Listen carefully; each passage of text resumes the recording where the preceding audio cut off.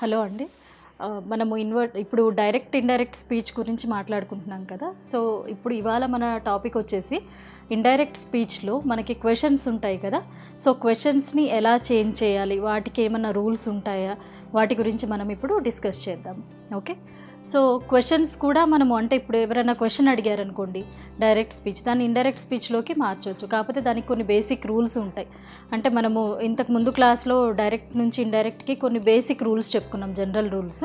So క్వశ్చన్కి వచ్చేటప్పటికి కొంచెం మార్పు ఉంటుంది, ఎందుకంటే మనకి క్వశ్చన్స్ కూడా డిఫరెంట్ టైప్స్ ఉన్నాయి కదా. ప్రీవియస్ క్లాస్లో మనం డిస్కస్ చేసుకున్నాం క్వశ్చన్స్ అసలు ఎన్ని టైప్స్ ఉంటాయి ఏంటి అనేది. సో ఇప్పుడు మనము ఫస్ట్ రూల్ చూసినట్లయితే ఇందులో కామా తర్వాత ఇన్వర్టెడ్ కామాస్ అనేటువంటివి రిమూవ్ అవుతాయి. తర్వాత మనము దట్ అనేటువంటి కంజంక్షన్ని యూజ్ చేసాం. మామూలుగా డైరెక్ట్ నుంచి ఇండైరెక్ట్కి అయితే దట్ అనే కంజంక్షన్ని యూజ్ చేస్తున్నాం కదా. సో ఇక్కడ దట్ అనే కంజంక్షన్ అనేది యూజ్ అవ్వదు.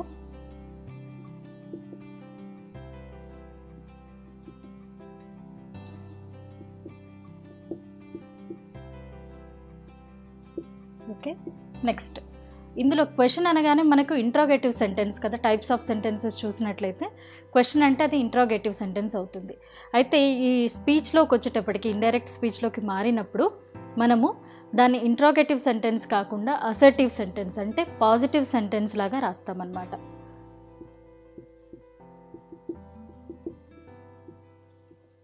సో సెంటెన్స్ని మనము పాజిటివ్ సెంటెన్స్ లాగా రాస్తాము. ఇంకొకటి క్వశ్చన్ అనడానికి మనకి బేసిక్ పంక్చువేషన్ రూల్ ఏంటి, క్వశ్చన్ మార్క్ ఉంటుంది కదా. సో ఇందులో వచ్చేటప్పటికి మనకి క్వశ్చన్ మార్క్ అనేది రిమూవ్ అవుతుంది.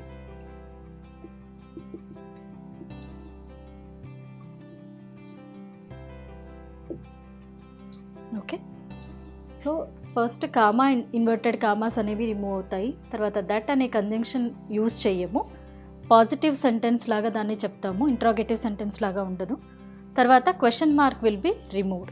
అయితే మనము క్వశ్చన్ టైప్స్ కూడా ఉన్నాయని డిస్కస్ చేశాం కదా.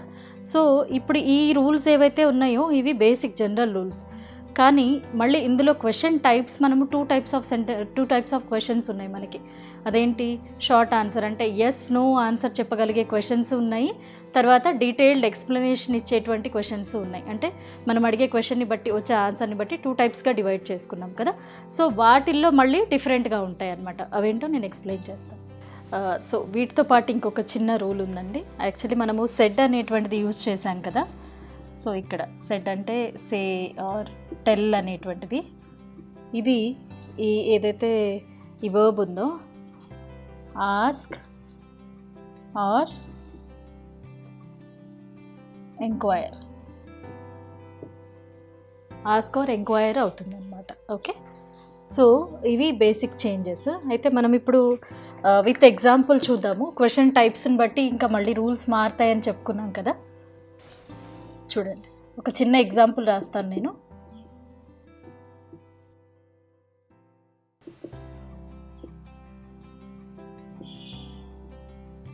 ఇక్కడ డూ యూ లైక్ స్వీట్స్ అనేది ఉంది కదా. సో ఈ సెంటెన్స్కి నేను ఎస్ ఆర్ నో అని ఆన్సర్ చెప్పొచ్చు. ఓకే.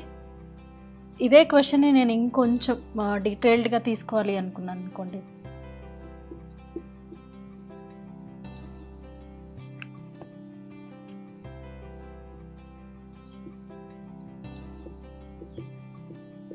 చూడండి, ఇప్పుడు నేను రాసిన క్వశ్చన్ వచ్చేసి which sweet do you like అంటే దీనికి నేను ఎస్ నోలో ఆన్సర్ చెప్పలేను కదా. I cannot answer, I need explanation.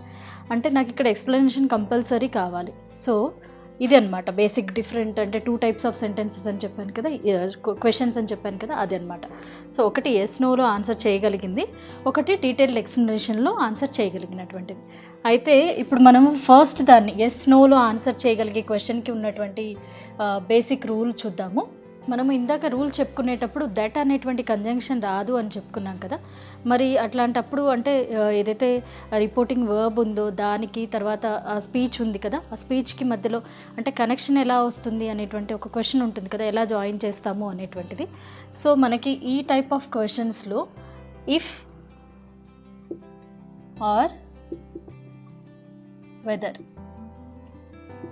If లేదా వెదర్ అనేటువంటి వర్డ్స్ని మనము యూస్ చేస్తామన్నమాట. ఓకే, ఎగ్జాంపుల్ చూడండి, ఒక చిన్న ఎగ్జాంపుల్ చూద్దాము.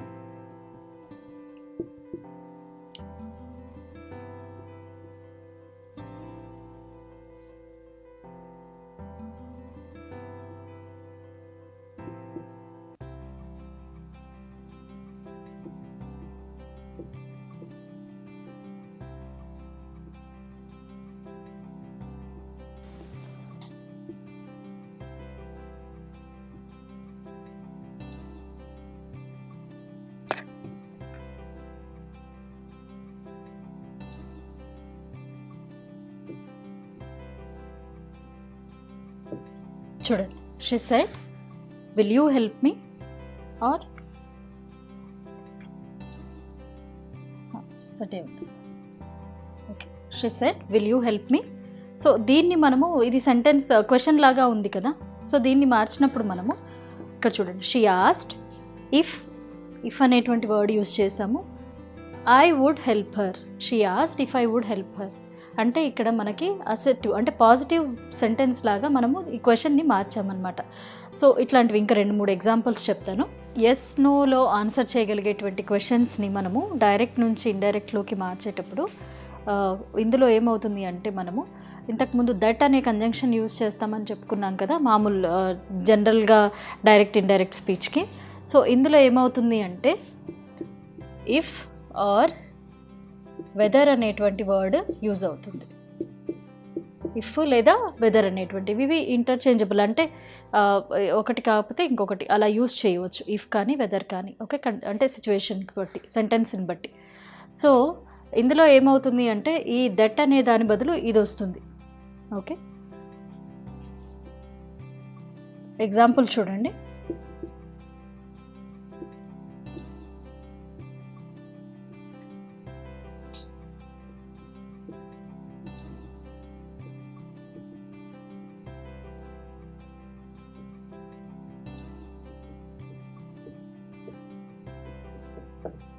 చూడండి,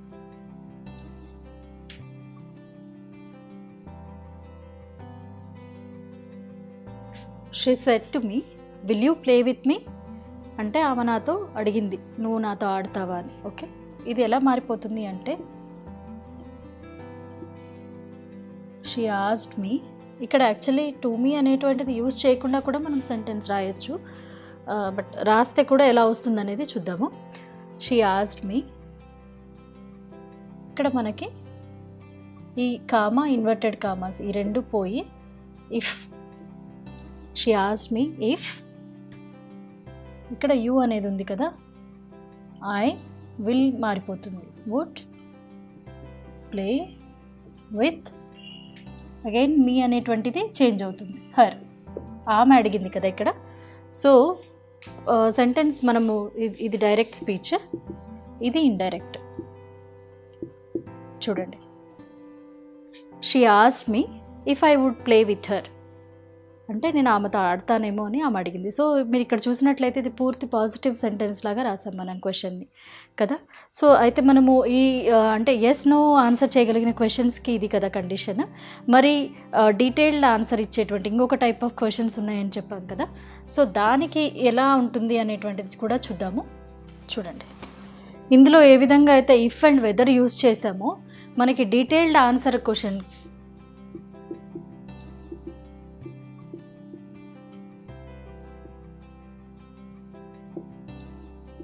ఈ క్వశ్చన్కి వచ్చేటప్పటికి డీటెయిల్డ్ ఆన్సరింగ్ క్వశ్చన్కి మనకి ఇఫ్ వెదర్ అనేటువంటిది యూజ్ చెయ్యము.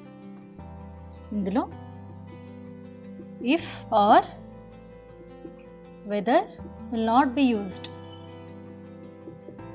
గుర్తుపెట్టుకోవాలి, ఇది చాలా ఇంపార్టెంట్ డిఫరెన్స్. అంటే ఎస్ నో చెప్పగలిగే వాటికి మాత్రమే ఇఫ్ వెదర్ అనేటువంటిది యూజ్ చేస్తాం వర్డ్. ఇక్కడ మనము ఇఫ్ ఆర్ వెదర్ని యూజ్ చేయము. ఏమవుతుంది అంటే ఏదైతే మనకి రిపోర్టింగ్ వర్బ్ ఉందో దాని తర్వాత కామా ఇన్వర్టెడ్ కామాస్ తీసేసి ఆ సెంటెన్స్ యాజ్ ఇట్ ఈస్గా రాస్తామన్నమాట. సో అంతే, దాంట్లో ఇంకా ఇఫ్ కానీ వెదర్ కానీ యాడ్ చేసి రాయడము అలాంటి చేంజెస్ ఏమీ ఉండవు. ఎగ్జాంపుల్ చూడండి.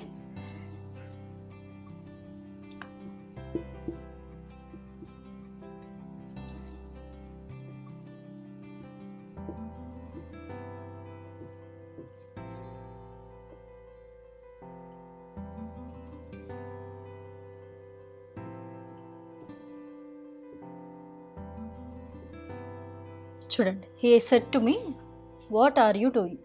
ఓకే, ఇది మనకి డైరెక్ట్ స్పీచ్. ఇండైరెక్ట్ స్పీచ్లోకి వచ్చేటప్పటికి హీ ఆస్క్డ్ మీ, ఈ ఇన్వర్టెడ్ కామా రెండు తీసేసి what, again pronoun change, verb change అనేది అవుతుంది. What I was doing. Simple. ఇక్కడ మనకి ఇఫ్ కానీ వెదర్ అనేటువంటి వర్డ్స్ మనము యూజ్ చేయలేదు. చూడండి, he said to me what are you doing. Okay, that was the direct speech. ఇండైరెక్ట్లోకి వచ్చేసరికి he asked me what I was doing. That's it.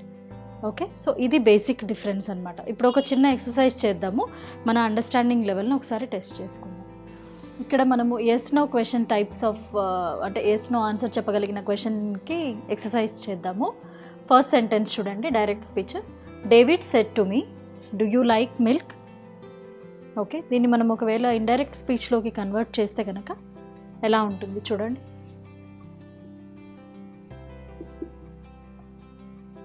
David asked me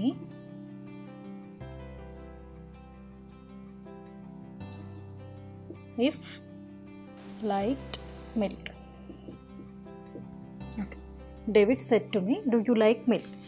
Indirect speech కి వచ్చేటప్పటికి David asked me if I liked milk. Okay. Next, second sentence చూడండి. James said to me, will you play with me?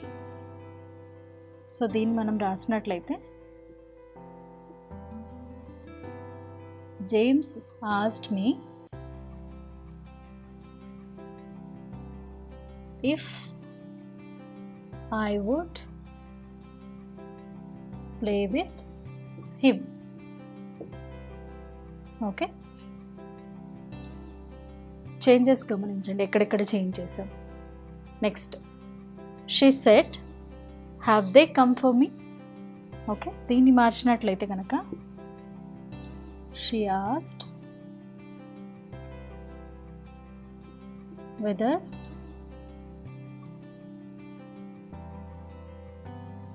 they had come for her.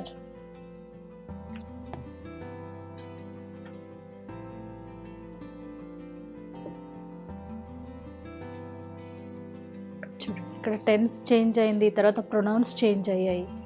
Okay, so question అనేటువంటిది remove అయిపోయి interrogative sentence assertive సెంటెన్స్లోకి కూడా మారింది. Okay, so ఇక్కడ మనము basically weather ఇంకా if అనేటువంటి దాన్ని యూజ్ చేసాం. సో ఇది మనకి డీటెయిల్డ్ ఎక్స్ప్లెనేషన్, అంటే ఆన్సర్ రిక్వైర్డ్ క్వశ్చన్స్ అనమాట. అంటే డీటెయిల్డ్ ఆన్సర్ రిక్వైర్డ్ క్వశ్చన్స్కి మనము ఎలా, అంటే డైరెక్ట్ స్పీచ్ ఇండైరెక్ట్లోకి ఎలా మార్చాలి అనేటువంటిది. ఫస్ట్ సెంటెన్స్ చూసినట్లయితే he said to me what are you eating. Okay, so దీన్ని మనం ఒకవేళ చేంజ్ చేసినట్లయితే he asked me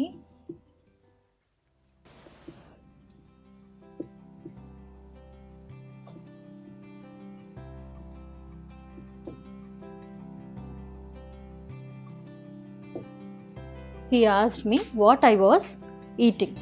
okay, simple. Comma, inverted commas తీసేసాము, దాని తర్వాత ఆ సెంటెన్స్ ఇక్కడ రాసేసాము.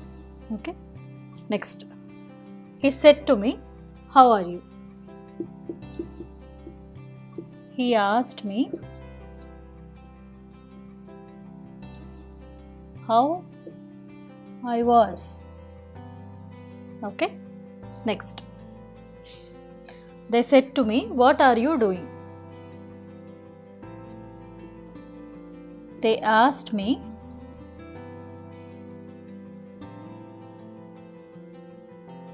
what I was doing. Okay,